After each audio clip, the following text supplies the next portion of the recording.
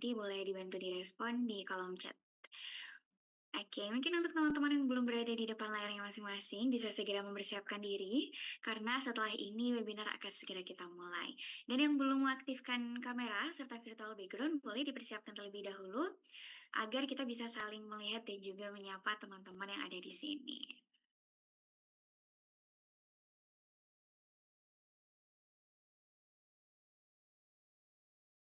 Recording in progress.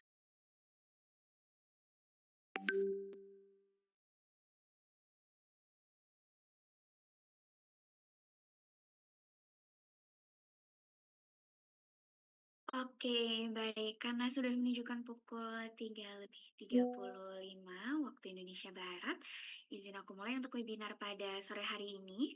Assalamualaikum warahmatullahi wabarakatuh. Selamat sore semuanya. Apa kabar hari ini para mahasiswa di seluruh Indonesia?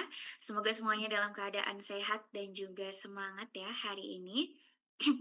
Terima kasih sudah meluangkan waktu setelah aktivitas seharian.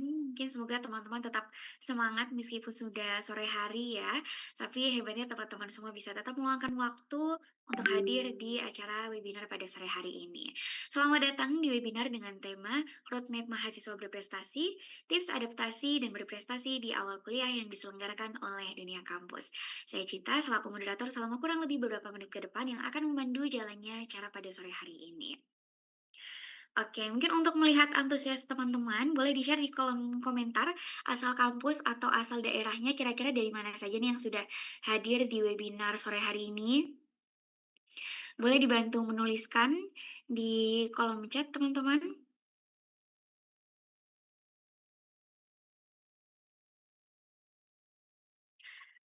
Oke, ini sudah hadir dari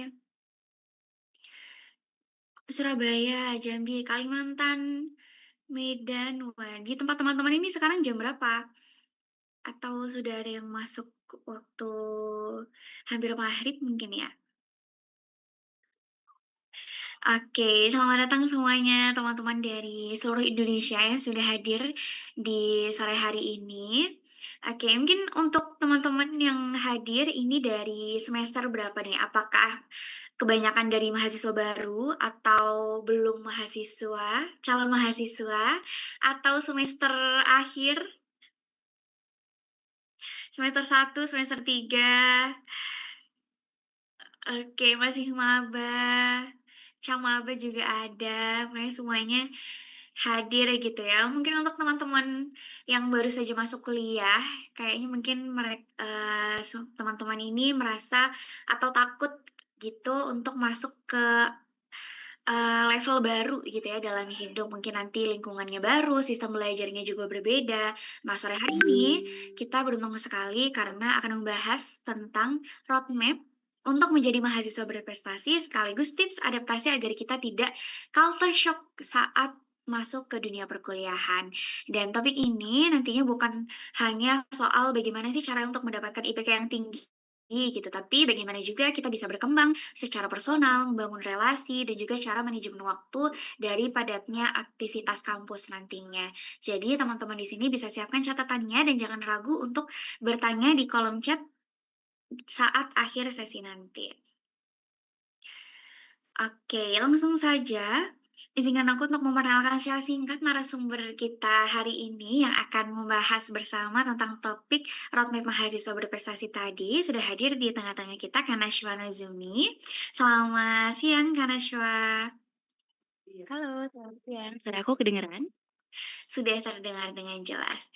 Oke, gimana kabarnya Kak? Alhamdulillah baik. Oke, alhamdulillah. Kira-kira kesibukannya apa aja nih Kanashwa akhir-akhir ini? Oke, kalau terkait dengan kesibukan sebenarnya untuk saat ini karena aku masih di masuk ke semester 7 ya teman-teman, aku lagi persiapan untuk magang. Terkait dengan akhir-akhir ini aku masih ada kegiatan dari Duta IPB juga kalau misalnya teman-teman tahu. Setelah itu juga persiapan beberapa persiapan untuk karir aku ke depannya, kira-kira gitu. Oke, ternyata super sibuk ya, tapi Tetap produktif banget Kak Najwa, semangat untuk kegiatannya.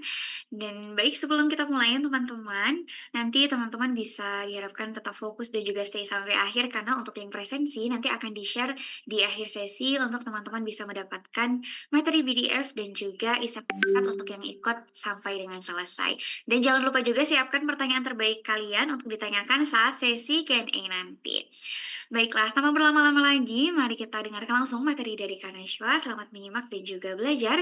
Kepada Kaneshwa, waktu dan layar disilakan. Oke, terima kasih banyak. Oke. Halo teman-teman semuanya, gimana kabarnya siang hari ini? Halo, suaraku kedengeran? Aman teman-teman? Oke, baik. Baik, alhamdulillah baik. Aku lihat di sini ada banyak banget ya, ada 120 partisipan. Ini dari Sabang sampai Merauke kan teman-teman? Wah, ini chatnya udah full banget aku lihat tadi. Banyak banget juga universitasnya dari seluruh Indonesia. Mungkin aku lihat dulu. Ada yang dari Bandung, ada yang dari Udayana, dari Bali ya. Ada dari UNP, ada dari IPB, ada dari Poltekkes, Kemenkes Jakarta, ada dari Lampung, dari Sabang sampai Merauke ya teman-teman. Teman-teman siap hari ini? Siap dong ya. Hari ini kita siap banget untuk eh, sama-sama berbincang, sama-sama juga. Saat ini aku pengen sharing aja sih ke teman-teman gimana sih sebenarnya persiapan aku dari mungkin perjalanan ya, bukan persiapan itu adalah perjalanan aku dari awal kuliah sampai dengan mungkin sekarang aku itu di semester 7 udah mau tamat teman-teman, jadi mohon doanya juga dan teman-teman semuanya nanti aku berharap teman-teman di sini juga bisa fokus dan bisa mencatat hal-hal yang menurut teman-teman, "Oh ini bisa diimplementasikan ke depannya," gitu. Oke, seperti oke aku lihat di sini udah rame banget teman-teman udah pada semangat, udah ready, catatannya udah dibuka. Karena sebenarnya ini juga yang aku lakuin teman-teman. Jadi kalau misalnya aku mau cerita sebelum kita masuk ke dalam materi aku kali ini yaitu adalah ketika aku MPKMB di IPB, itu kita punya yang namanya masa Seven Habits. Nah, masa Seven Habits atau ketika masuk ke kuliah itu adalah zamannya kita itu lagi ambisius-ambisiusnya. Kita ngelihat teman-teman kita yang lainnya dari Sabang sampai Merauke, ngelihat Instagramnya masing-masing gitu kan kayak oh di sini udah pernah juara satu OSN, yang satu lagi tuh udah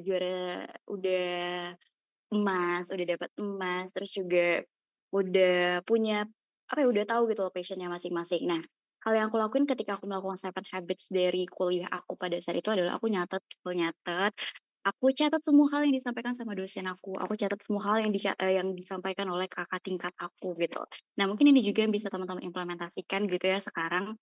Mungkin, hal kecil yang nantinya aku sampaikan bisa jadi hal besar ke depannya ketika teman-teman bisa fokus dan bisa mengimplementasikan hal tersebut. Oke, aman? Nanti kalau misalnya ada, terkait dengan suara gangguan dari sinyal aku atau suara aku, teman-teman boleh raise hand aja atau boleh, ketik di kolom komentar gitu ya. Takutnya aku, nggak kelihatan gitu. Oke oke.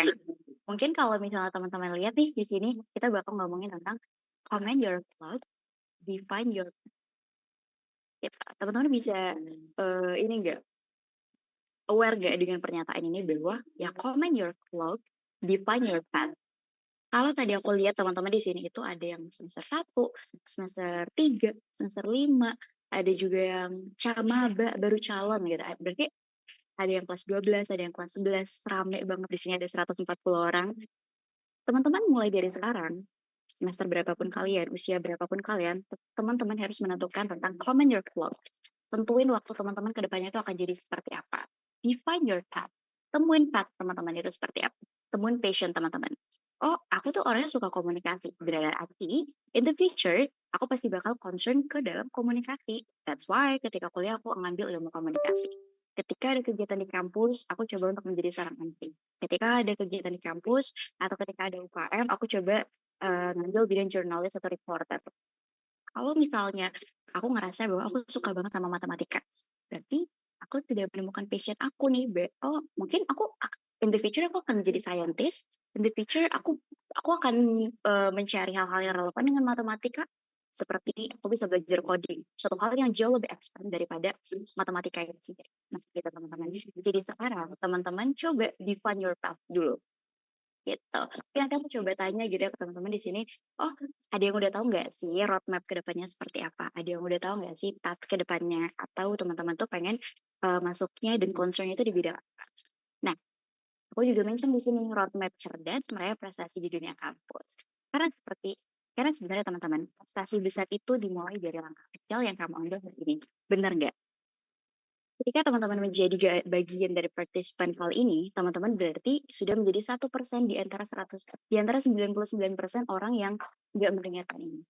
Bisa aja hal yang aku sampaikan ini nggak didengarkan oleh orang lain or tidak di-mention oleh siapapun itu. Jadi gitu teman-teman, mulai dari sekarang coba teman-teman tentuin dulu path-nya kemana. Oh oke, in 5 years aku bakal menjadi seorang akuntan. In 5 years dari hari ini aku bakal menjadi seorang reporter yang terkenal. Aku bakal menjadi seorang MC yang terkenal. Atau aku bakal menjadi seorang scientist yang terkenal. Itu dia adalah salah satu bagian dari roadmap teman-teman ataupun bagian dari path teman-teman. Boleh di next. Oke, tadi mungkin, aku mau nanya dulu nih ke teman-teman semuanya. Di sini ada yang udah punya atau ada yang udah concern dengan path-nya sendiri nggak sih? Kayak, "Oh oke, aku tuh sebenarnya udah punya dan menemukan passion aku, Kak, 5 tahun ke depan atau dari sekarang aku tuh concern-nya pengen di bidang komunikasi. That's why nanti 1 tahun lagi karena aku masih kelas 12, aku akan masuk kuliah di universitas A. Terus aku ngambil ilmu komunikasi. Setelah itu karena aku tahu dan aku makin suka nih dengan, dan makin pengen mendalami passion aku, oh oke di tahun kedua aku pengen ngambil UKM ini, tahun ketiga aku pengen kayak gini. Oke, mungkin ada yang mau raise hand dulu nggak teman-teman? Ada yang mau raise hand, ada yang mau ceritain bahwa, "Oke, aku baru nemuin passion aku kalau aku suka banget di bidang engineer." Ada nggak?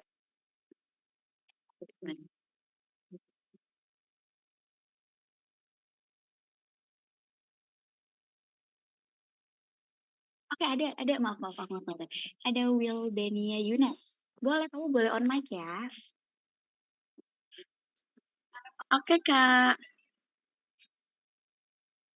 Oke, kalau kamu nih, aku boleh boleh dong kamu memperkenalkan diri kamu, namanya siapa, terus juga boleh dari asal daerahnya dari mana, terus dari universitas atau instansi mana gitu ya. Terus kamu boleh bilang nih, passion kamu tuh sebenarnya apa sih gitu, atau path kamu kemana? Oke, terima kasih Kak Nashwa atas kesempatannya. Perkenalkan, saya Wildania Yunus Baramali Putri dari Universitas Muhammadiyah Surabaya. Sebelumnya saya mohon maaf karena nggak bisa pakai background karena lagi pakai handphone. Saya semester 3 dan saya kuliah ambil jurusan S1 Fisioterapi. Saya itu orangnya suka untuk ngomong sama orang lain, Kak. Jadi saya senang banget untuk berbicara. Kemudian di semester 3 ini saya menemukan passion saya di bidang komunikasi. Kemudian saya banyak mengikuti webinar. Kemarin juga baru saja dari dunia kampus seperti webinar public speaking dan lainnya. Dan saya sekarang lagi memulai passion di bidang kedutaan, Kak. Oke, keren banget. Tepuk tangan virtual dulu dong teman-teman buat tadi Wildania gitu ya. Dari Terima Malang, kasih, Kak. sama dari Malang atau Surabaya? Tadi aku salah dengar. Dari Surabaya, Kak. Oh, Surabaya, oke. Wildania tadi udah nemuin path-nya. Sekarang kamu udah di semester 3 dan kamu udah tahu nih bahwa passion kamu atau concern kamu itu adalah di bidang komunikasi. Dan kamu juga udah tahu nih the way gimana kamu bisa ngedapetin hal tersebut. Terus kamu juga udah tahu kok apa yang harus kamu lakukan ke depannya. Contohnya, kamu tadi ikut webinar-webinar yang berbau tentang public speaking. Dan sekarang kamu juga udah mulai nih upgrade ikut kedutaan, terus juga ikut kegiatan-kegiatan. Kapan perlu kamu bisa ikut juga kegiatan volunteer yang mungkin itu juga bisa mengekspansi diri kamu, nggak cuma nantinya dalam bidang public speaking, tapi mungkin juga gimana caranya untuk mengelola event, karena sebenarnya public speaking itu ranahnya banyak teman-teman, nggak cuma ketika kita ngobrol nih, nggak cuma ketika kita menyampaikan sesuatu, tapi ketika public speaking itu sangat baik ketika dia bisa diimplementasikan. Contohnya ketika kamu menjadi bagian dari event tersebut dan lain sebagainya. Keren banget Goldennya. Oke, ada lagi teman-teman yang lain yang mau sharing? Oke, kayak gimana sih namanya? Oke, ada juga yang bilang dari Harry. Kalau aku di bidang IT, kalau aku di bidang coding gitu karena mahasiswa IT semester akhir. Oke, biasanya ada laporan praktikum. Oke, nah ini juga, berarti Kak Heri ya? Berarti Kak Heri udah concern nih dari awal bahwa, oh Kak Heri tuh sukanya coding, terus akhirnya masuk dunia coding atau masuk, jurusan gitu ya? Atau jurusan coding gitu, jurusan ilmu komputer, teknik komputer, atau sistem informasi dan berekspansi nih, jadi nyoba lebih memperdalam dunia coding itu sendiri. Nah, ngomong-ngomongin coding teman-teman, kan aku sekalian perkenalan gitu ya. Teman-teman perkenalkan, nama aku Najwa Nazumi, teman-teman boleh panggil aku Shiwa, karena aku akrab disapa Shiwa. Aku itu adalah mahasiswa, kalau dibilang akhir mungkin akhir kali ya, karena udah masuk semester 7, mahasiswa tingkat akhir dari IPB University. Aku itu anak ilmu komputer, teman-teman. Aku anak ilmu komputer, dan mungkin ini juga beberapa hal yang sebenarnya tujuannya adalah untuk memotivasi teman-teman. Tidak ada tujuan lain, tapi tujuannya adalah untuk memotivasi teman-teman, gitu. Nah, dari yang awalnya, mungkin teman-teman kalau tahu konten day one or one day, nah, itu juga bisa jadi salah satu eksplisit, teman-teman. Dari yang dulunya aku adalah mahasiswa semester 1 atau mahasiswa biasa dari Computer Science IPB University, oh ternyata seiring berjalannya waktu, ketika aku udah menemukan path aku sendiri, ketika aku udah menemukan passion aku sendiri, dan aku udah tahu nih roadmap aku 4 tahun ke depan itu seperti apa, ternyata aku bisa achieve beberapa hal yang aku mention di sini. Gitu. Oke, mungkin boleh di next, Kak. Oke, nah ini adalah beberapa hal eh, yang menjadi bagian dari hidup aku selama kurang lebih 3 sampai dengan 4 tahun belakangan, teman-teman. Apa sih gitu? Nah, sebenarnya teman-teman kalau misalnya kita ngelihat latar belakang aku itu anak ilmu komputer. Tapi banyak juga orang yang nanyain tentang, "Show, kamu kan anak ilmu komputer, tapi kenapa seringnya itu ngikutin hal-hal yang berbau public speaking?" Karena aku suka, teman-teman. Sebenarnya aku sudah menemukan passion-ku ini dan path aku ini itu dari, aku SD. Nah, aku itu udah menemukan ini karena dari dulu aku coba untuk lomba storytelling, aku tuh suka cerita, aku suka ngobrol, aku suka cerita, that's why aku menyalurkannya lewat lomba. Salah satunya adalah lomba storytelling. Aku suka cerita, aku suka ngobrol, aku suka bahasa Inggris. Aku kombinasikan. Nah, hal itu juga yang bisa teman-teman lakuin.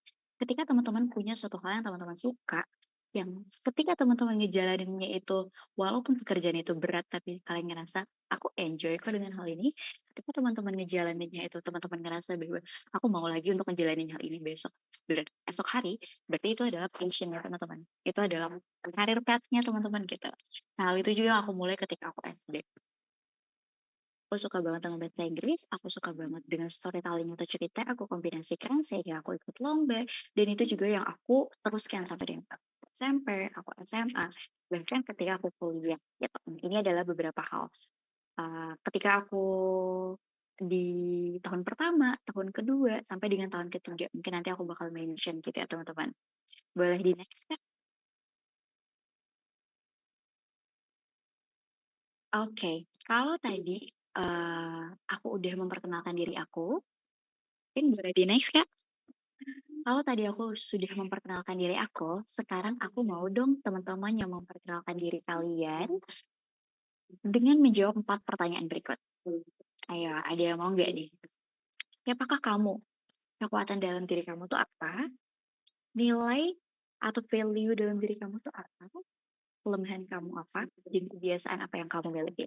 Karena dari 4 hal berikut ini teman-teman, mungkin buat teman-teman yang sampai saat ini belum menemukan career path-nya seperti apa, belum menemukan passion-nya seperti apa. Aku tuh suka komunikasi, aku suka ngobrol, tapi aku nggak berani ngobrol di depan orang ramai. Nah, teman-teman juga boleh sampaikan itu. Ayo, ada yang mau raise hand nggak? Ada yang mau mencoba nggak teman-teman?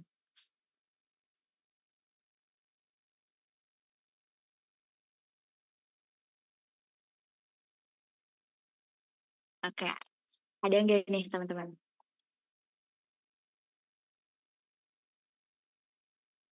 Oke, ada. Oke, silahkan Wildania. Baik, Kak, terima kasih. Oke, untuk kekuatan aku tuh kayaknya di ini ya, Kak, mengingat daya ingat ya, aku lumayan memiliki daya ingat yang tinggi karena ya bukan dari lahir, lagi-lagi dengan latihan. Karena aku 3 tahun itu berlatih untuk menghafal, karena aku dulunya di pondok pesantren. Terus nilai yang aku punya mungkin aku orangnya mudah untuk bergaul, dimanapun tempatnya aku mudah beradaptasi. Kemudian, untuk kelemahannya sendiri, mungkin jujur aku nggak suka baca buku, tapi dengan kelemahannya yang aku miliki, aku tahu, oh berarti kalau aku pengen pinter, aku pengen lebih baik, berarti aku harus membaca yang lain. Jadi aku lebih banyak membaca buku yang e-book atau kadang aku lihat artikel yang pokoknya yang online. Terus kebiasaan aku tuh lagi-lagi suka ngomong. Aku suka ngomong. Jadi ngomong itu jadi kebiasaan aku dimanapun tempatnya. Kadang aku sampai mikir, nanti pasangan aku yang aku ajak ngomong, teman aku yang aku ajak ngomong ini bosen nggak ya? Kayak gitu, Kak. Terima kasih. Oke, sama-sama. Well done ya. Wah, berarti kamu ini udah kenal banget nih dengan diri kamu gitu ya. In this era, teman-teman, kita harus saling mengenal dengan diri kita sendiri. Sebelum kita kenal dengan orang lain, kita harus saling mengenal dengan diri kita sendiri.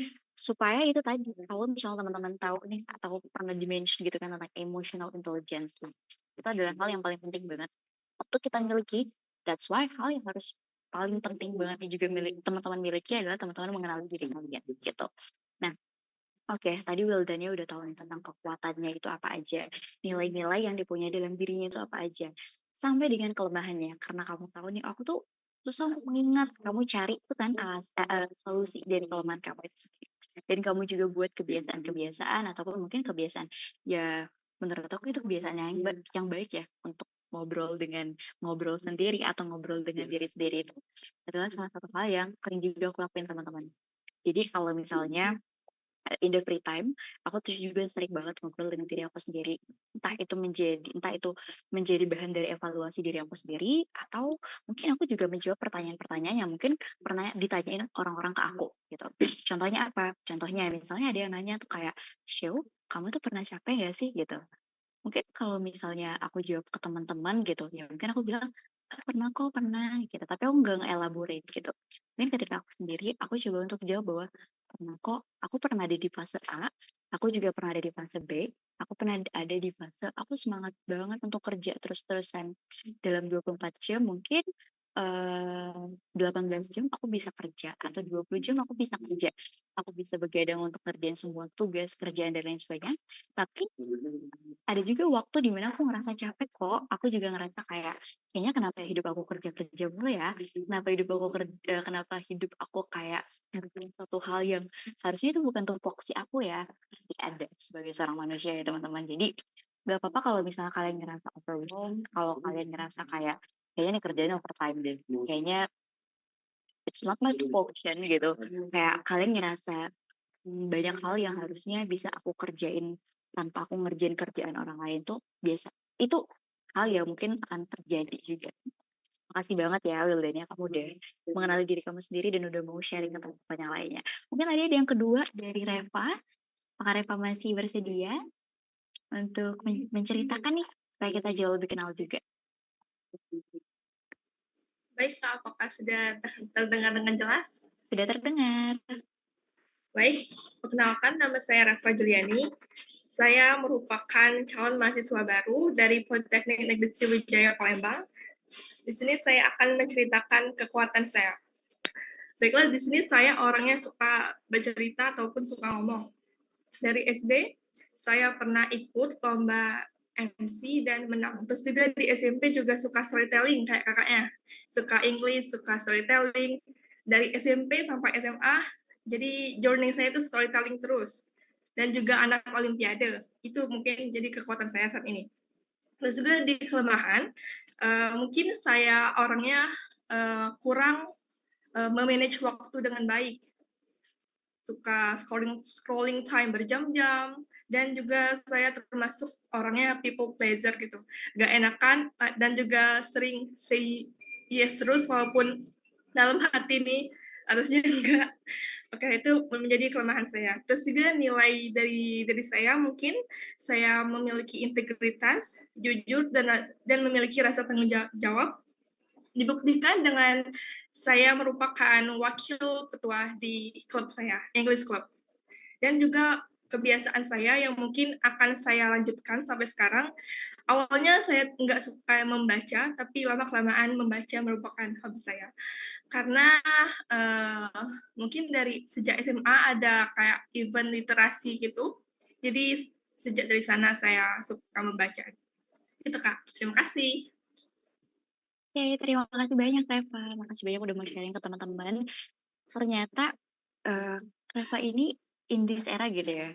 Di saat orang-orang itu concernnya adalah ke digitalisasi, sukanya nge-scroll TikTok mungkin, nge-scroll Instagram, nge-scroll kerjaan mungkin ya lewat handphone juga. Tapi ternyata Reva masih punya keinginan untuk membaca buku gitu. Nah, semoga harapannya ini kebiasaan baik seperti ini itu bisa disalurkan gitu ya teman-teman, bisa mungkin dari kebiasaan kamu membaca buku, kamu bisa untuk menulis buku setelah itu, atau kamu sesimpel ketika kamu membaca buku, sudah membaca buku, habis itu kamu ngerasa bahwa oke, isi dari buku ini tuh bagus banget, isi dari buku ini itu menceritakan apa moral value-nya, kamu bisa sharing ke teman-teman kamu supaya mungkin apa ya, menyadarkan teman-teman yang lainnya atau yang ada di sekitarnya gitu ya, buat aware bahwa oh ternyata dengan kita membaca buku itu ada hal lain yang bisa kita ambil gitu. Ada satu hal yang moral value yang bisa kita ambil. Oke, teman-teman, mungkin ada lagi yang mau raise hand? Oke, kalau misalnya nggak ada, kita boleh lanjut nih, lanjut dulu nih Kak. Oke, tadi kan kalau misalnya teman-teman ngomongin tentang A, B, C, teman-teman udah tahu nih kalau misalnya aku tuh passion-nya di sini, aku tuh career path-nya di sini. Tapi bagi teman-teman yang belum tahu atau bagi teman-teman, boleh di next Kak? Bagi teman-teman yang ngerasa bahwa aku masih butuh waktu Kak untuk bisa mengenali diri aku. Aku juga masih baru banget di tempat ini dan aku butuh adaptasi. Ini teman-teman jawabannya.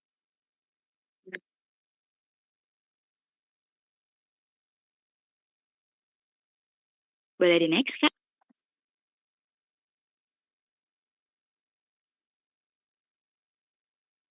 Oke, ini dia jawabannya teman-teman. Start with why. Teman-teman, ketika menjalani suatu hal, itu harus dimulai dengan kenapa.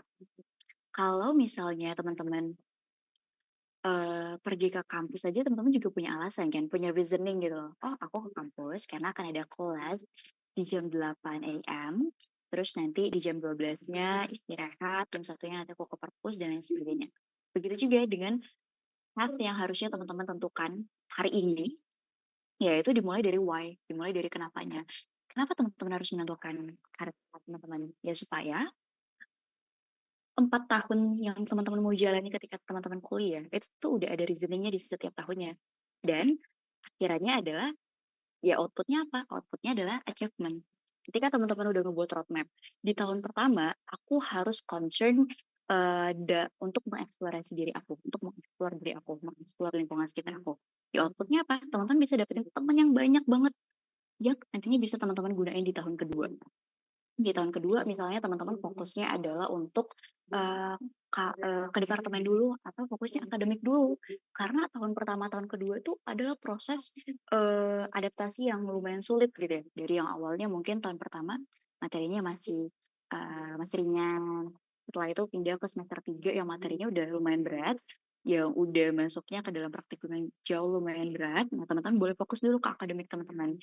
Sehingga akhirnya teman-teman bisa dapat output berupa achievement lagi. Apa? Yaitu adalah, oh IPK-nya itu makin lama makin baik gitu. IPK-nya makin meningkat gitu. Nanti di tahun ketiga, oh tahun ketiga itu aku pengen fokusnya karir. Aku pengen fokusnya karir sambil aku develop diri aku di bidang aku atau di passion aku. Dan tahun keempat nanti aku setelah fokus dengan karir, aku bisa achieve. Di tahun keempat setelah aku lulus, aku langsung bisa dapetin kerja. Roadmap seperti itu yang harus teman-teman susun dari sekarang. That's why startnya with why. Startnya dengan kenapa. Dan ini adalah salah satu bentuk adaptasi, teman-teman. Boleh di next, Kak. Kalau teman-teman tadi ngomongin tentang, kalau tadi teman-teman di sini ada yang maba, ada yang anak S, ada yang calon maba. Terus setelah itu ada yang juga mahasiswa baru. Berarti kan ini teman-teman berada di proses adaptasi. Yes, tentu teman-teman. Teman-teman SMA, teman-teman yang berada di lingkungan SMA itu bakal beda banget dengan teman-teman yang ada di lingkungan kuliah. Bedanya dari segi apa? Dari segi struktur waktu. Kalau teman-teman dulu SMA, itu jam masuknya jam 8, nanti jam 10 ada jam istirahat sholat atau istirahat sebentar 15-30 menit, nanti jam 1 teman-teman teman-teman istirahat siang lagi untuk ibadah dan lain sebagainya. Kalau teman-teman udah masuk kuliah itu nggak ada lagi. Teman-teman itu nanti dosennya bilang masuk jam 8 sampai dengan jam 10. After jam 10 teman-teman nggak punya jadwal lagi ya, teman-teman yang harus nge-handle waktu itu. Gitu. Jadi beda banget ketika teman-teman masih SMA dan juga ketika teman-teman udah jadi mahasiswa baru. Sistem belajarnya juga beda. Dulu waktu aku dari SMA, sebenarnya aku ketika SMA tuh suka baca teman-teman, suka baca. Mungkin terbiasanya karena akademik kali ya. Aku suka baca tentang buku-buku yang berbau dengan akademik. Tapi ketika aku kuliah, aku pun juga ikut kewalahan. Aku ngerasa bahwa dulu aja ketika aku SMA, satu bab itu bisa diselesaikan 2 kali pertemuan. Tapi kenapa ya sekarang ketika aku kuliah, satu bab itu slide kuliahnya itu bisa sampai 100-an. Percayalah teman-teman.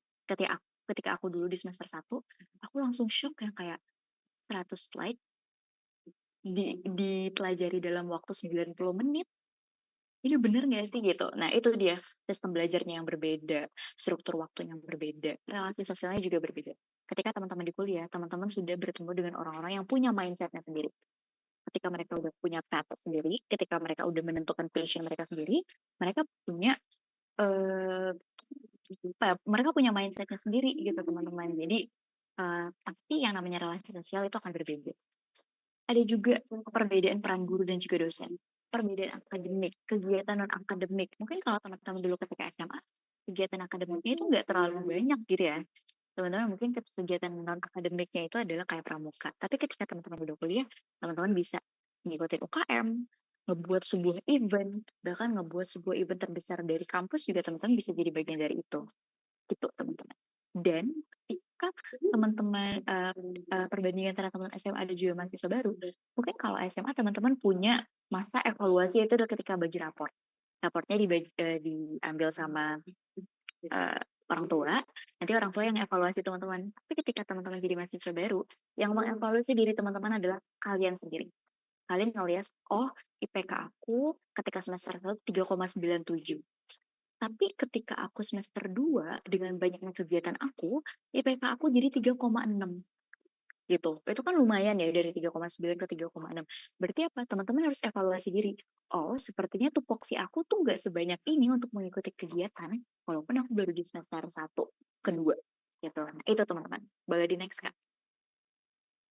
Oke. That's why teman-teman, ketika kalian udah ada di masa sekarang, mungkin walaupun teman-teman masih SMA, aku berharap ini bisa ditanemin oleh kalian sedini mungkin. Yaitu adalah motivasi itu nggak stabil, teman-teman. Maka yang kita bangun adalah sistem. Kalau teman-teman cuma punya dan bangun motivasi-motivasi terus, ya itu nggak stable. Ketika teman-teman termotivasi di malam, oh, oke, besok aku bakal ngebuat career path aku, seperti yang dibilang sama Kak Shewa, aku bakal ngebuat roadmap aku in 5 years, dan aku bakal besok coba datengin guru BK aku untuk nanya tentang universitas-universitas. Tapi ketika teman-teman bangun besok pagi, dari yang awalnya kalian jadwalkan jam 5, teman-teman bangunnya itu jam 7, nah itu udah membuktikan bahwa motivasi teman-teman tuh nggak stable.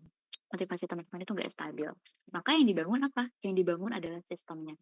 Ketika teman-teman membangun sistem, motivasi yang awalnya unstable itu bakal jadi stable. Dan teman-teman punya sistem kalian sendiri. Sistem itu apa sih, Kak? Boleh di next, Kak. Sistem itu adalah rutinitas kalian, structure, dan kebiasaan yang tetap berjalan meskipun kalian gak punya semangat, meskipun kalian gak punya motivasi, atau meskipun semangat kalian lagi turun. Itu namanya sistem. Gitu. Jadi kalau misalnya kalian ngerasa bahwa mood aku tuh naik turun terus, Kak. Oh, berarti teman-teman baru ada di tahap motivasi, belum ada di tahap sistem. Gitu. Oke, boleh di next, Kak.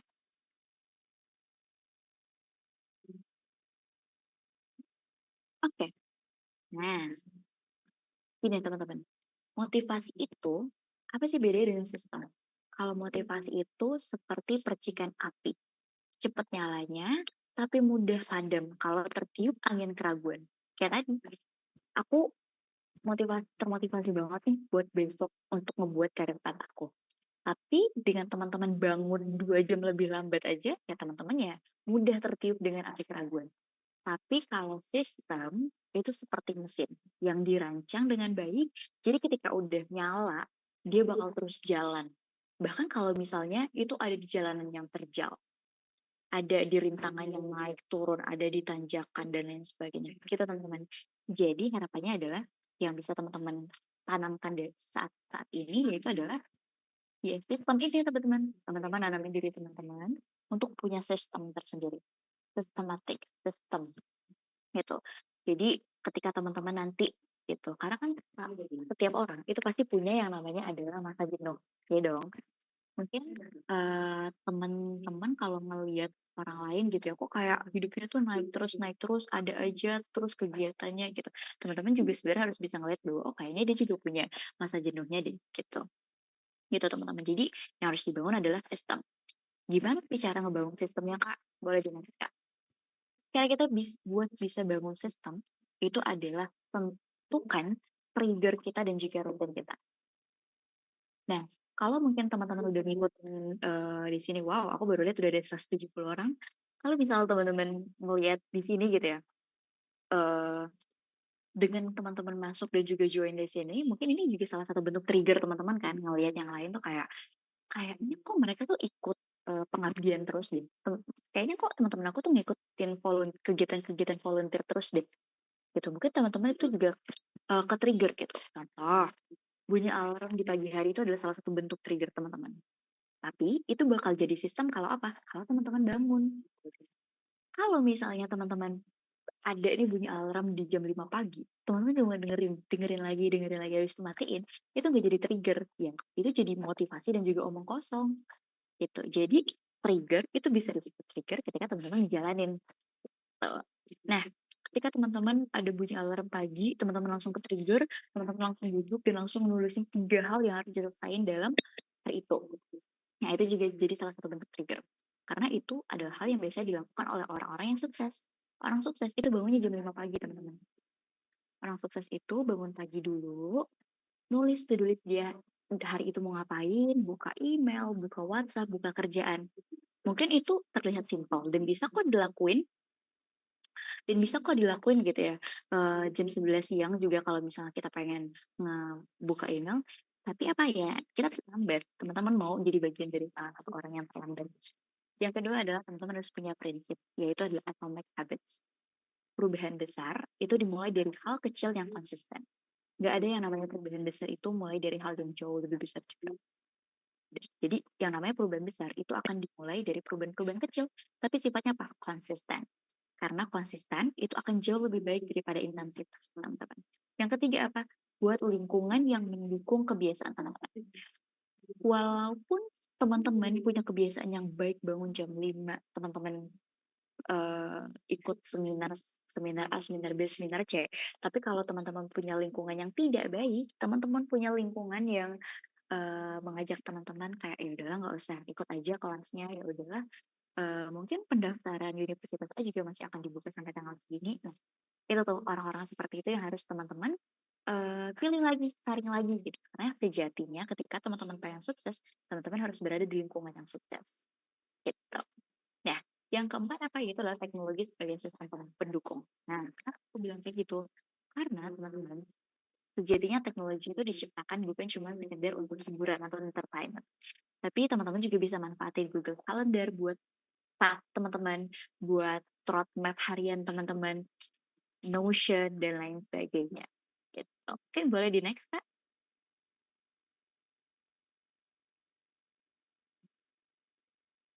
Oke, nah ini juga adalah salah satu hal yang menjadi kunci untuk teman-teman bisa growth dan punya system thinking. Gitu. Setelah sistem itu dibangun, teman-teman harus menerapkan hal ini untuk mencapai goal setting teman-teman. Specific. Being a specific people adalah salah satu hal yang bisa melandasi kesuksesan teman-teman. Detail ketika melihat suatu hal. Measurable ataupun terukur. Ketika teman-teman pengen achieve ini, ketika teman-teman pengen jadi mapres, mahasiswa berprestasi, berarti teman-teman harus tahu nih, capaian teman-teman dalam satu semester. Oh oke, aku harus ikut lomba tingkat nasional 1, lomba tingkat nasional 3, tingkat internasionalnya 2, gitu. Supaya aku bisa achieve untuk menjadi Mapres. Itu ketika teman-teman udah punya sifat measurable. Selanjutnya adalah achievable, dapat dicapai, relevan, dan juga time bound. Itu teman-teman. Jadi ketika teman-teman aware dengan roadmap teman-teman, teman-teman aware dengan path kalian bisa tahu nih, oh ini hal yang harus aku capai in 5 years gitu. Oke, boleh di next Kak?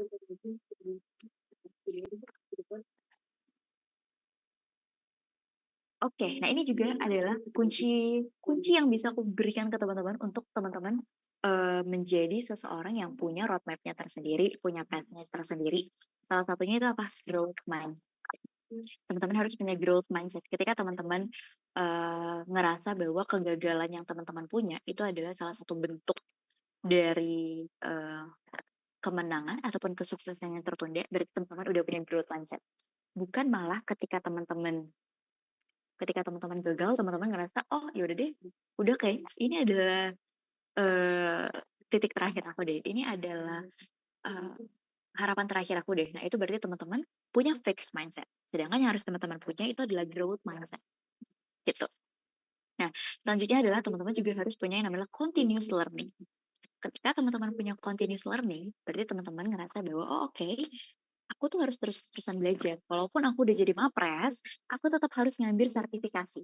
Walaupun aku sekarang, misal teman-teman yang peralihan ya, walaupun aku sekarang ranking 1 paralel di kelas aku tetap harus ngambil les mungkin untuk tambahan-tambahan dan lain sebagainya. Itu ketika teman-teman melakukan continuous learning. Selanjutnya teman-teman juga harus punya mental and emotional regulation ataupun emotional intelligence. Ketika teman-teman bisa mengatur emosional teman-teman, berarti teman-teman udah pintar. Teman-teman bisa mengatur roadmap teman-teman ke depannya. Discipline and habit building, interpersonal skill and networking, business acumen, dan juga evaluasi dan juga refleksi berkala. Kalau misalnya teman-teman ngerasa, oke, hal yang aku lakuin karena butuh ya teman-teman untuk melakukan yang namanya evaluasi.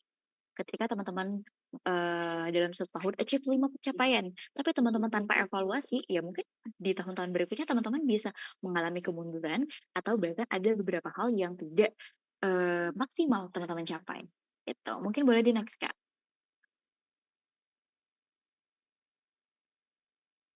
Nah, ini dia. Ini juga hal yang mau aku mention ke teman-teman terkait dengan time management and priority management. Kalau misal teman-teman ngelihat dan juga merasa bahwa kayaknya orang sukses itu adalah orang yang punya time manajemennya paling baik. Tapi ternyata teman-teman, orang sukses adalah orang yang punya priority management yang paling baik. Apa sih bedanya antara time management dan juga priority management? Ketika teman-teman mengerti dan juga teman-teman menerapkan tentang time management, oh berarti teman-teman cuma sekedar mengatur waktu. Jam 7 aku bakal ada geladi untuk kegiatan A. Jam 8 aku akan ada kegiatan B, dan jam 9 aku akan ada kegiatan C. Tapi ketika teman-teman udah punya priority management, teman-teman tahu nih, teman-teman bisa menentukan hal-hal yang jauh lebih urgent. Apa sih hal yang penting banget, apa hal yang urgent banget, dan apa hal yang mendesak banget bagi aku dan orang lain. Gitu teman-teman. Karena kan kita makhluk sosial, kita tetap harus mikirin orang lain nih, what is the important things, gitu. Selanjutnya ketika teman-teman menerapkan priority management, teman-teman juga bakal mencapai hasil yang berdampak. Bukan cuma menggunakan waktu secara efisien, tapi teman-teman juga bisa mencapai suatu hasil yang berdampak. Ketika teman-teman menerapkan priority management, teman-teman bakal bisa nih bertanya kepada diri teman-teman, sebenarnya itu hal yang layak aku kerjain dulu tuh A atau B ya? Hal yang nantinya bakal jauh lebih berdampak ketika aku mengerjakan itu A atau B ya? Gitu. Dan teman-teman kalau misalnya menerapkan priority management, kalau misal teman-teman menerapkan time management, mungkin teman-teman bisa sibuk, tapi teman-teman nggak produktif. Tapi ketika teman-teman menerapkan priority management, teman-teman itu nggak sibuk, tapi teman-teman bisa tahu tupoksi waktu yang jelas. Dan ketika time management, berarti ukuran atau parameternya adalah kuantitatif, jamnya atau durasinya. Tapi ketika teman-teman menerapkan priority management, sifatnya adalah kualitatif, nilai dan juga impact untuk teman-teman yang ada di sekitar atau teman-teman yang saling bekerja sama dengan kalian. Mungkin boleh di next, Kak? Oke, mungkin itu tadi teman-teman kalau misalnya teman-teman bertanya nih terkait dengan mungkin boleh di next, teman-teman? Kalau misal teman-teman bertanya dengan, "Oh, aku itu di tahun pertama itu ngapain aja sih teman-teman gitu. Nah, kalau aku ketika aku awal masuk kuliah, itu aku udah menentukan roadmap 4 tahun aku ke depan itu sebenarnya ngapain aja, mau ngapain aja, mau mencapai hal apa aja. Seperti yang aku bilang di tahun pertama aku coba untuk explore diri. Karena basic-nya adalah aku itu berdomisili di Kota Padang, setelah itu aku merantau ke Bogor untuk menempuh pendidikan, teman-teman. Dan ini juga tahun yang, eee tahun pertama, tahun adaptasi aku dan juga teman-teman sekitar. Jadi aku coba untuk eksplorasi diri, aku coba untuk nentuin, oh passion aku tuh di bidang komunikasi. Passion aku itu juga apa namanya, turun ke masyarakat. Aku suka banget ngobrol, aku suka banget untuk ngajar anak-anak. That's why aku explore berbagai UKM yang ada di IPB. Aku ikut kegiatan nasional dan internasional, aku coba untuk, mengenali dunia bisnis, aku coba untuk masuk ke dalam dunia komunikasi, aku coba untuk masuk ke dalam dunia event, scientist, dan lain sebagainya. Aku coba explore banyak hal sehingga nanti di tahun kedua aku nemuin nih, oh hal ini yang harus aku achieve loh di tahun kedua gitu. Mungkin kalau di sini teman-teman bisa lihat, di sini ada kegiatan aku mengajar, karena aku suka banget dengan anak-anak dan aku suka ngobrol atau aku suka bidang pendidikan, aku suka ngobrol, aku suka sharing seperti sekarang. Di sini juga di atas ada kegiatan pionir. Ini adalah salah satu kegiatan ataupun, organisasi dari IPB University yang cuma ada di tahun pertama. Aku di sini ngambil bidang bisnis karena menurut aku suka banget dengan bisnis. Pada saat itu aku suka banget dengan bisnis. Yes, di tahun pertama aku coba untuk ngambil ngambil organisasi bisnis, di tahun kedua dan ketiga aku coba untuk mengembangkan dan mengekspansi bisnis aku dan teman-temanku, gitu. Di sini juga ada kegiatan saintis aku, terus di sini juga ada kegiatan non-akademik, terus di sini juga ada kegiatan aku sebagai panitia dan lain sebagainya. Mungkin boleh di-next, Kak? Itu karena tahun pertama itu adalah tahun adaptasi. Gitu. Yang selanjutnya adalah di tahun kedua. Setelah aku coba untuk explore diri aku coba untuk mengeksplor diri aku dan mengembangkan, karena aku suka public speaking, aku coba untuk MC di acara, ataupun kegiatan-kegiatan besar yang ada di kampusku. Aku coba juga berekspansi dengan mengenal atau berelasi dengan, kakak-kakak tingkat. Selanjutnya juga aku diundang sebagai narasumber dari yang awalnya hanya sebagai MC, setelah itu jadi narasumber. Setelah itu aku juga menjadi, ini juga salah satu concern-ku gitu ya, aku suka banget untuk ikut project-project ataupun brand ambassador, project-project yang ada di IPB gitu. Mungkin boleh di-next? Dan, ini adalah tahun ketiga. Di tahun ketiga aku coba, lebih memperdalam terkait dengan bisnisku, aku buat bisnis bareng dengan teman-teman aku di sini sebagai chief marketing officer, karena aku suka banget, dengan marketing, aku suka banget bisnis, aku suka banget ngobrol. Mungkin ini juga, salah satu hal yang lumayan, relevan dengan path-ku dan juga aku bisa kombinasiin itu dengan jurusanku sekarang, yaitu adalah ilmu komputer, aku belajar tentang data scientist, aku belajar tentang collecting data dan itu aku implementasikan di bisnis yang aku punya dan teman-teman gitu. Setelah itu aku juga mengikuti kegiatan Duta IPB. Setelah itu juga aku suka tampil di depan kamera, aku suka ikut syuting.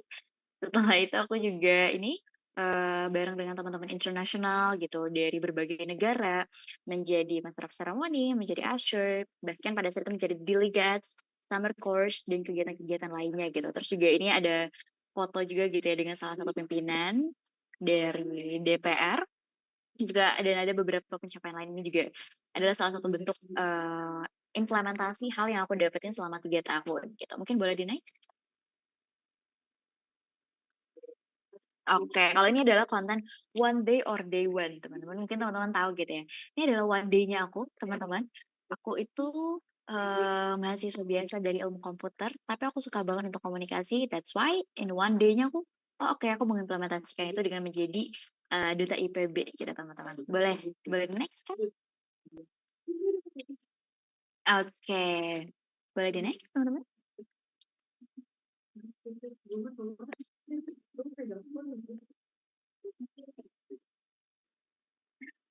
Oke, mungkin itu tadi adalah beberapa hal yang aku sampaikan ke teman-teman bahwa in this era gitu ya teman-teman, yang harus dibangun itu bukan cuma sekedar motivasi.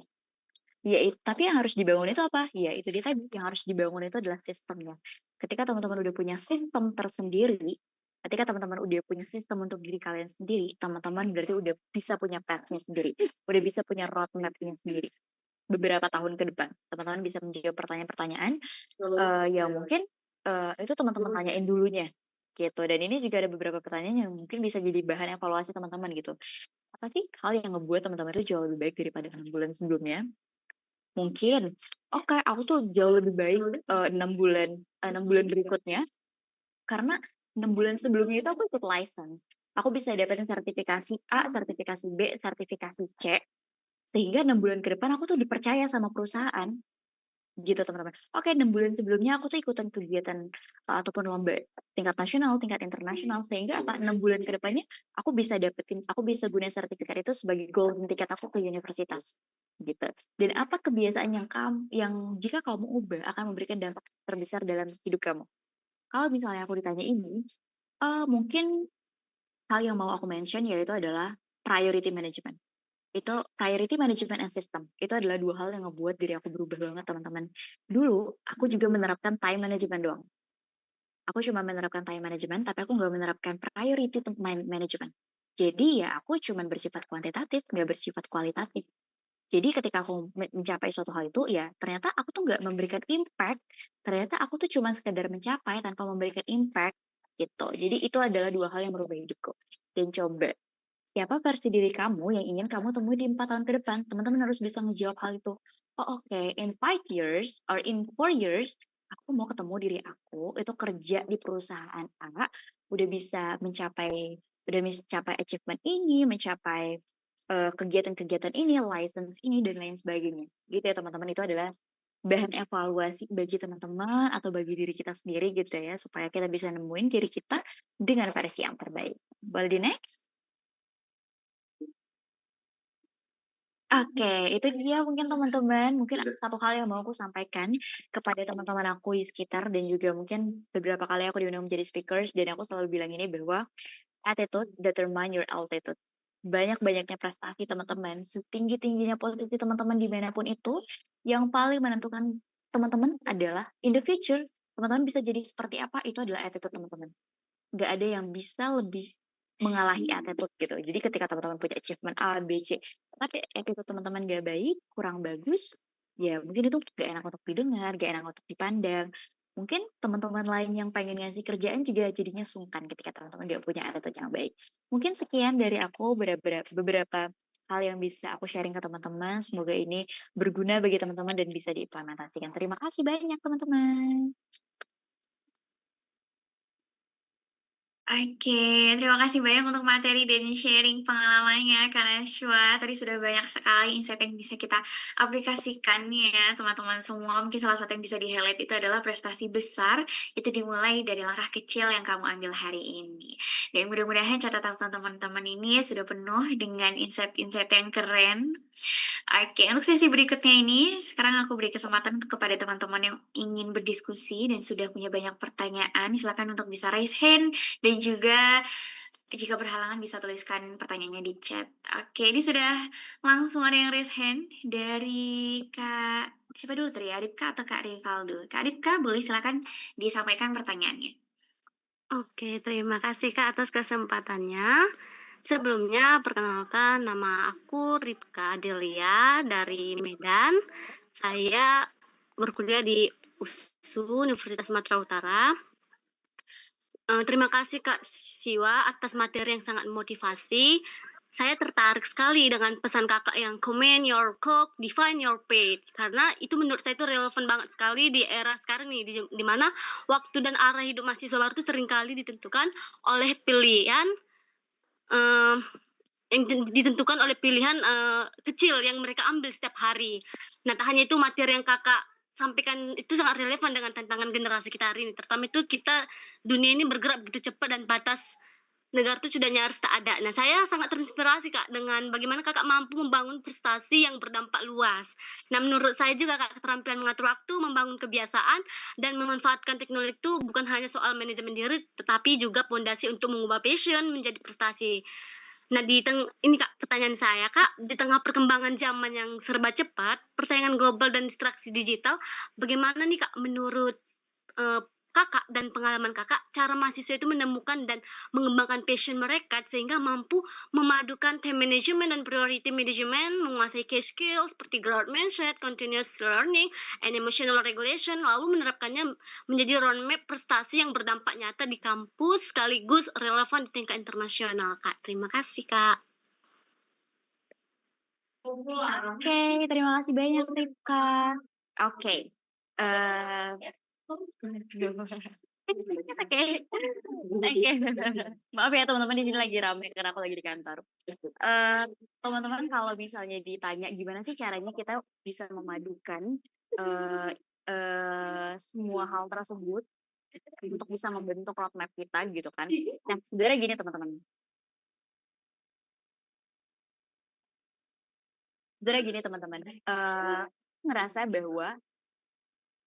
Aku ngerasa bahwa kita di era sekarang itu adalah era yang paling terbantu banget dengan adanya teknologi. Era yang paling maju, era yang paling banyak banget bantuannya. Kalau teman-teman ngerasa di era ini relasi itu munculnya itu mudah banget teman-teman. Kalau teman-teman punya LinkedIn, teman-teman pengen cari kerja, teman-teman bisa pakai LinkedIn untuk bisa connect dengan orang-orang yang teman-teman pengen cari nih, oh dia kerjanya di lingkungan A, aku pengen kerja di sini juga, aku pengen sekedar nanya-nanya doang nih gitu. Nah, jadi di era sekarang itu menurut aku adalah digitalisasi itu sebenarnya memadukan dua hal. Apakah dia bisa memberikan konteks yang positif atau dia malah bisa memberikan konteks yang negatif, tergantung dengan kita gitu kan. Gimana kitanya tadi, gimana kita bisa memadukan antara digitalisasi, regulation emosional, dan hal-hal lain yang kita punya gitu. Jadi kalau menurut aku adalah gimana caranya kita bisa menentukan roadmap kita. Yang pertama adalah itu tadi, teman-teman harus tahu teman-teman tuh passion dalam dirinya tuh apa. Kamu itu sukanya apa? Kamu itu kamu tuh pengen nanti tuh kerjanya tuh di bidang apa gitu. Teman-teman harus tahu path diri kalian. Teman-teman harus tahu hal apa yang pengen kalian capai di beberapa tahun ke depan. Ya mungkin dari berandai-andai itu, teman-teman nanti bisa achieve hal itu gitu.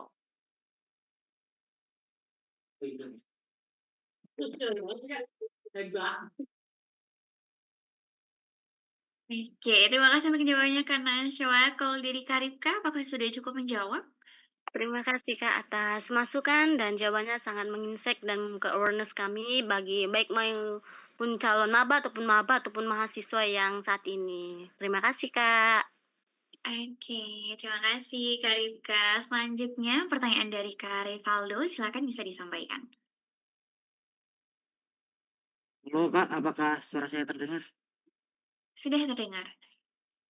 Maaf, sebelumnya perkenalan diri, nama saya Rivaldo Anggra Satria Putra, dan kebetulan saya saat ini merupakan mahasiswa semester 1 yang akan masuk tanggal 19 Juli nanti di IPB University.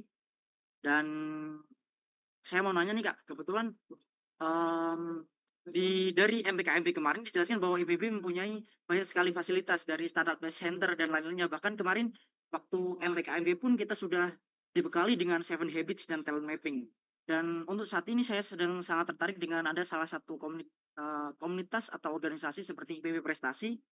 Nah, di situ saya pernah main ke booth-nya dan dijelaskan kalau kita bisa kalau ingin mengikuti suatu perlombaan kita minta bimbingan ke situ dan untuk mengajukan bimbingan dan untuk ikut lomba nantinya. Tapi yang saya rasakan saat ini saya sedang ini Kak, kayak sedang insecure atau apa, karena sebelumnya saya SMA boarding school, saya tinggal di asrama, jadi tidak pernah mengikuti lomba sama sekali.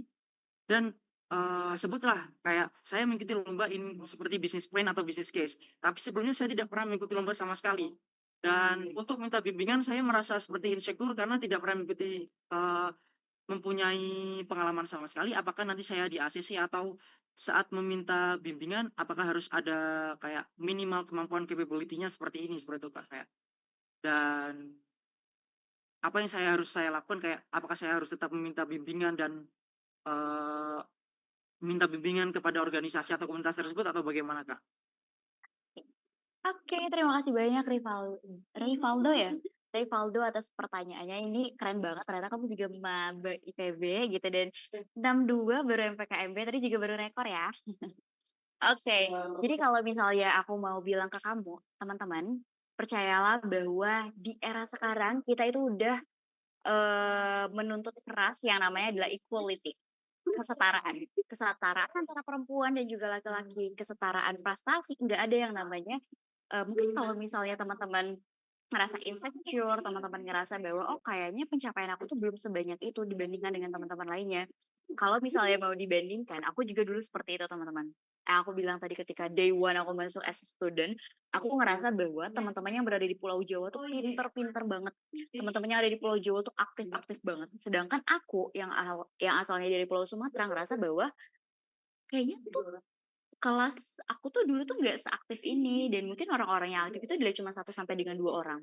Tapi teman-teman tenang aja, nggak ada yang namanya perbedaan di kampus, mungkin bukan kampus aku aja, tapi kampus teman-teman yang lainnya tuh juga pasti kayak gitu. Nggak ada yang namanya perbedaan antara dia yang punya prestasi atau enggak, dia yang udah biasa lomba atau enggak, itu nggak ada teman-teman. Apalagi kamu Rivaldo, kamu masih mahasiswa baru. Kamu udah punya awareness untuk kamu datang ke BUT IPB prestasi, kamu udah punya awareness untuk kamu mau ikut lomba dan kamu nentuin roadmap kamu, "Oh di tahun ini aku pengen lomba, aku pengen dapetin Kofasil, kamu pengen dapetin pembina untuk lomba dan lain sebagainya." Itu aja menurut aku udah salah satu bentuk bahwa kamu tuh adalah orang yang keren. Kamu adalah orang yang aware dengan diri kamu, aware dengan prestasi yang pengen kamu capai, dan, aware nih dengan lingkungan sekitar gitu. Jadi kalau misal kamu ngerasa bahwa kalau kamu nanya apa yang harus kamu lakukan, yes, kamu harus tetap minta gitu, kamu harus tetap minta, "Kak, aku pengen dong, apa namanya, aku pengen dapat pembina, aku pengen dapat Kofasil untuk" nggak kedengeran ya? Untuk, apa namanya, untuk jadi mentor aku lomba. Gak apa-apa teman-teman, nggak ada perbedaan apakah teman-teman itu dari boarding school atau teman-teman itu dari sekolah negeri dan lain sebagainya, itu nggak ada sama sekali. Teman-teman nanti pasti bakal dikasih fasilitas yang sangat full terkait dengan, terkait dengan lomba-lomba yang pengen teman-teman nanti capai ataupun teman-teman ikuti. Gitu sih ya Rivaldo, jadi jangan malu-malu, malu bertanya sesat di jalan gitu, malu bertanya nggak jadi menang lomba nanti gitu. Jadi Rivaldo boleh untuk langsung chat Kakaknya gitu kayak, "Kak, aku besok mau bimbingan untuk lomba," gitu, supaya aku nanti juara 1 BSC. Tuh, semangat ya.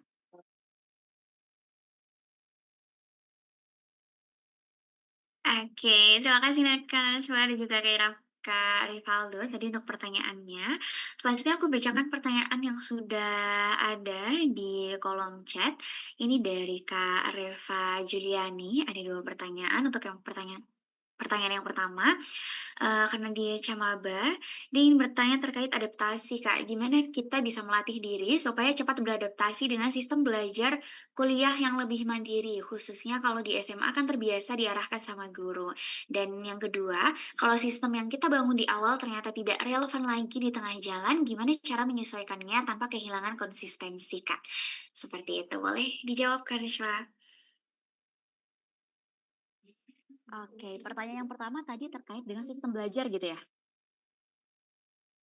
Betul betul. Oke, gimana caranya, bisa beradaptasi dengan sistem belajar dari yang awalnya kayak di SMA gitu kali ya, ditentuin tadi kayak, jam segini kita harus ngelakuin kegiatan A, jam segini kita harus ngelakuin kegiatan B. Sebenarnya teman-teman, bisa karena terbiasa. Gitu. Tapi hal yang harus teman-teman mulai adalah path itu tadi, sistemnya itu tadi. Ketika teman-teman udah punya sistem, bukan cuma sekedar motivasi. Ketika teman-teman sudah membentuk sebuah sistem tadi, teman-teman punya trigger, teman-teman punya bentuk adaptasi, teman-teman punya emotional regulation dan lain sebagainya, teman-teman pasti bakal ngerasa bahwa, oh oke gitu loh, aku akan bisa karena terbiasa. Jadi dari awal teman-teman ketika masuk kampus, teman-teman harus buat sistemnya dulu. Sistem yang mungkin bisa teman-teman terapkan adalah, oke, teman-teman menerapkan bahwa dalam 1 minggu, teman-teman punya waktu nih 5 hari untuk teman-teman belajar. Untuk teman-teman belajar kan Senin, Selasa, Rabu, sampai dengan Jumat teman-teman belajar di kampus. Hari Sabtunya teman-teman coba untuk refresh kembali materi di 5 minggu kemarin. 5 minggu kemarin. Karena sebenarnya kalau misalnya aku mau disclaimer gitu teman-teman, ketika di SMA, satu bab itu bisa dipelajari dalam 2 kali pertemuan gitu ya. 2 kali pertemuan. Tapi kalau misalnya di kampus, teman-teman sekali pertemuan 1 kali pertemuan 1 bab, tapi isi babnya itu adalah 100 sampai dengan 110 slide kalau di kampus aku ya. Aku ngerasa bener-bener shock, aku ngerasa kayak, ini aja gimana cara untuk ngebuat resume-nya gitu, ini gimana caranya untuk aku bisa mengerti. Nah, hal yang aku lakuin pada saat itu adalah, H-1 sebelum aku kegiatan, aku prepare dulu terkait dengan materi yang nanti bakal dipelajari. Kalau aku punya waktu, aku coba untuk baca-baca dulu. Jadi ketika dosen nanti nanya di dalam kelas, aku bisa coba untuk raise hand dan aku bisa coba untuk diskusi dengan dosennya. Setelah itu aku kasih notes-notes, hal-hal yang di-mention sama dosen dan hal-hal yang perlu aku notes untuk keperluan nanti ujian gitu. Nah itu, mungkin dalam 1 minggu ada 7 hari, 5 harinya untuk teman-teman belajar dari dosen, di hari ke-6-nya teman-teman refresh, dan di hari ke-7 teman-temannya refreshing nih, teman-teman refreshing dengan teman-temannya kalian, itu nggak apa-apa banget gitu. Terus nanti mungkin teman-teman baru akan mulai terbiasa itu di 2 minggu pertama kuliah. Jadi teman-teman boleh coba untuk adaptasi dulu di minggu pertama, teman-teman adaptasi dengan lingkungan sekitar, di sampai minggu kedua teman-teman adaptasi dengan cara belajarnya. Mungkin dari yang awalnya teman-teman belajarnya cuman 3 sampai dengan 4 jam sehari, boleh ditambah lagi jadi 8 jam dalam sehari atau 5 jam dalam sehari, tapi diselingi tuh 30 menit, 30 menit, 30 menit. Dan mungkin sistem belajarnya boleh diekspansi dari yang awalnya cuman dari buku, terus lama-lama kita boleh tuh belajar dari data-data sosial media, terus kita juga bisa belajar dari data-data yang ada di Google atau yang ada di jurnal dan lain sebagainya. Jadi gitu teman-teman, emang proses dari SMA dan juga kuliah itu sama seperti proses dari teman-teman di lingkungan kuliah ke lingkungan kerja gitu. Dari yang awalnya cuma ada di lingkungan seru-seruan, terus beralih kepada lingkungan yang profesional, teman-teman juga harus bangun habits profesional teman-teman. Harus jadi jauh lebih teratur. Jam 5 teman-teman ngapain, jam 6 teman-teman ngapain, jam 7, jam 10 teman-teman harus punya timeline-nya tersendiri gitu. Terus yang kedua adalah gimana kalau misalnya sistemnya udah kita bangun, tiba-tiba tuh berubah di tengah jalan karena memang nggak sesuai gitu. Itu tadi teman-teman, yang harus kita punya yaitu adalah, sistem itu bisa berubah nggak sih? Yang bisa berubah itu adalah motivasi teman-teman, yang bisa berubah itu adalah keadaan, tapi sistem tuh nggak akan berubah selama teman-teman nggak pengen ngerubah sistem itu. Jadi kalau misalnya teman-teman udah punya sistem tersendiri, teman-teman udah ngerasa bahwa udah punya path sendiri, teman-teman udah punya, roadmap teman-teman sendiri, selama teman-teman berpacu kepada hal yang teman-teman pegang, dan teman-teman percaya dengan semua hal ini, teman-teman pasti nggak bakal linglung, pasti nggak bakal bingung lagi di tengah jalan, gitu sih. Gitu ya. Oke, semoga menjawab ya Kak Reva tadi yang bertanya. Oke, selanjutnya ini pertanyaan mungkin dari pertanyaan banyak maba ya Kak.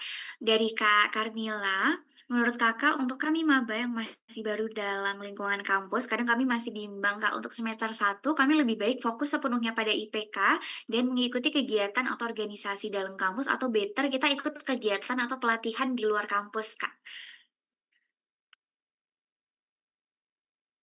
Oke. Nah, ini pertanyaan bagus banget.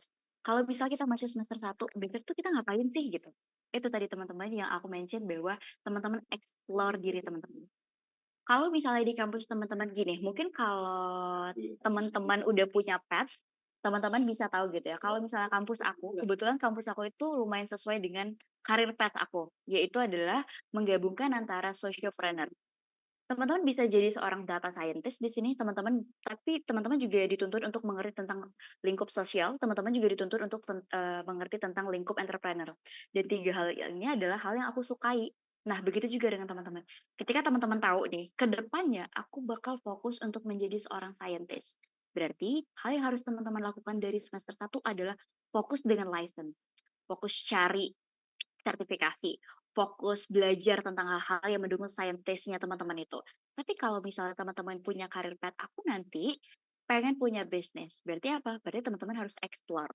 Ya, tapi menurut aku yang paling penting di tahun pertama itu adalah teman-teman beradaptasi dulu dengan lingkungan kampus teman-teman.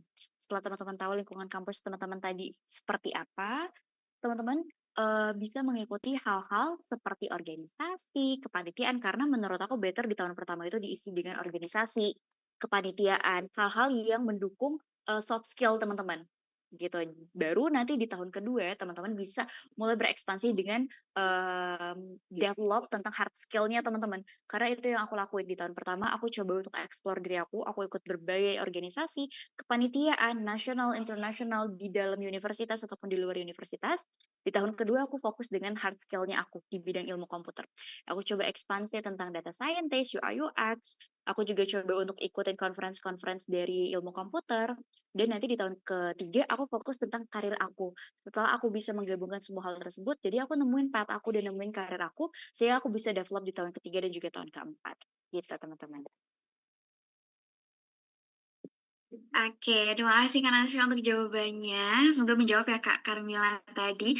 Oke, mungkin ini masuk ke pertanyaan terakhir ya Kak yang banyak ditanyakan di kolom chat tadi. Mungkin karena terinspirasi dari Kak Nasya juga yang merupakan duta IPB. Jadi ini ada pertanyaan juga tentang tips menjadi duta kampus. Apa yang harus kita kuasai dan mungkin ada saran organisasi Kak, apakah ada? Dan saya mau jadi duta kampus tapi saya nggak punya pengalaman organisasi gitu. Apakah bisa? Mungkin boleh di-share tipsnya, Kak? Oke, boleh dong. Menjadi duta kampus artinya adalah menjadi representing untuk kampus itu sendiri gitu. Hal yang harusnya teman-teman punya adalah ya values dari universitas itu sendiri gitu. Kalau misalnya teman-teman pengen nge-representing universitasnya dan teman-teman nggak tahu dan nggak punya values tentang universitasnya, gimana pengen jadi duta gitu kan? Karena kan memang yang namanya duta adalah mengenalkan tentang kampusnya, merepresentasikan. Hal yang harus teman-teman punya yaitu adalah jiwa kepemimpinan, jiwa leadership, jiwa bisa nge-rearrange event ataupun suatu kegiatan, terus juga jiwa bisa memotivasi orang lain, teman-teman. Nah, salah satunya adalah dengan achievement yang bisa teman-teman capai di tahun pertama, tahun kedua. Karena pun aku ikut duta kampus itu di tahun kedua, teman-teman. Hal itu aku bisa achieve karena hal-hal ataupun pengalaman-pengalaman kecil yang pernah aku lakukan gitu. Nah, kalau misalnya ditanya tadi, apa tadi aku lupa pertanyaannya.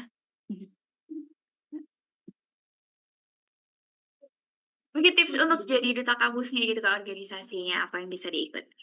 Oke. Kalau terkait dengan organisasinya, aku punya beberapa saran organisasi sih, buat teman-teman yang bisa kalian ikutin, yang ini sifatnya sebenarnya global dan nasional juga gitu. Jadi, mau itu kegiatannya online ataupun offline, teman-teman bisa ikutin, salah satunya adalah ISEC ya, berarti ISEC gitu. Mungkin di beberapa universitas itu ada, ISEC gitu ya, dan ada juga yang ISEC Indonesia, ada yang mungkin kalau kampus ISEC IPB, ISEC UI, ITB, atau apapun itu, dan ada juga yang ISEC Indonesia.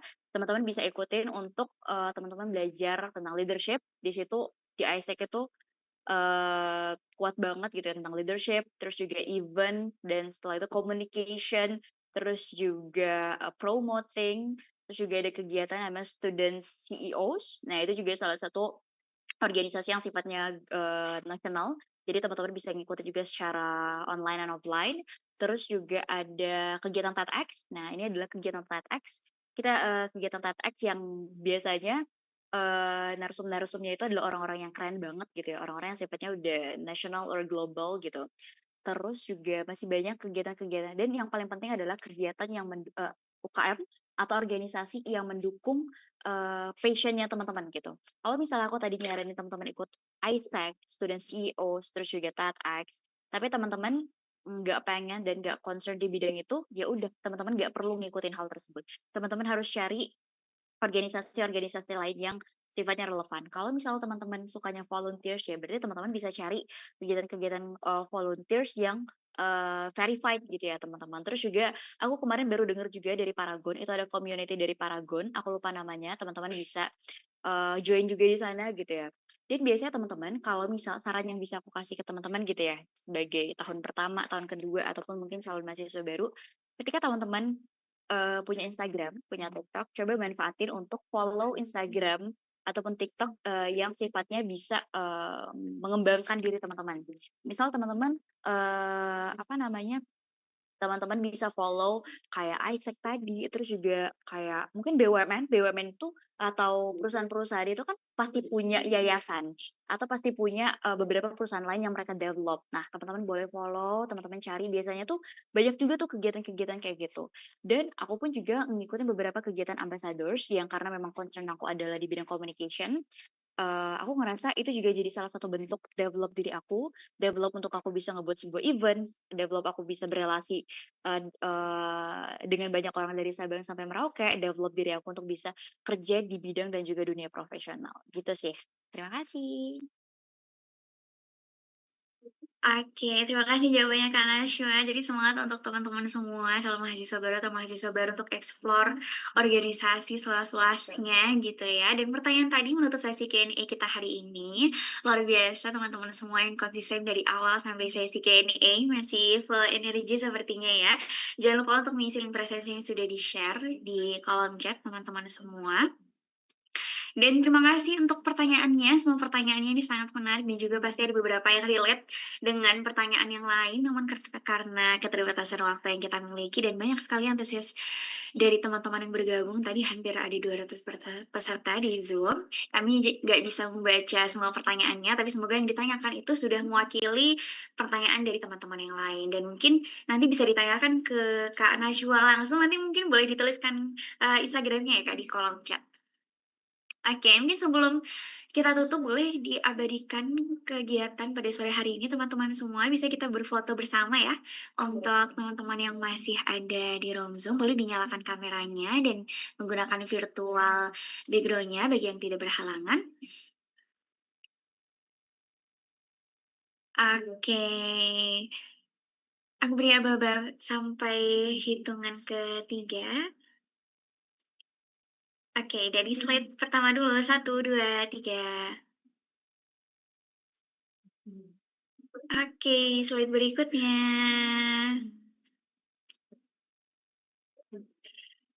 Oke, terima kasih teman-teman semua dan terima kasih banyak Kak Nashwa untuk sharing ilmunya dan juga energi positifnya yang sudah berkenan menjadi narasumber dari dunia kampus. Semoga apa yang disampaikan hari ini bisa bermanfaat dan juga bisa langsung diterapkan oleh teman-teman semua.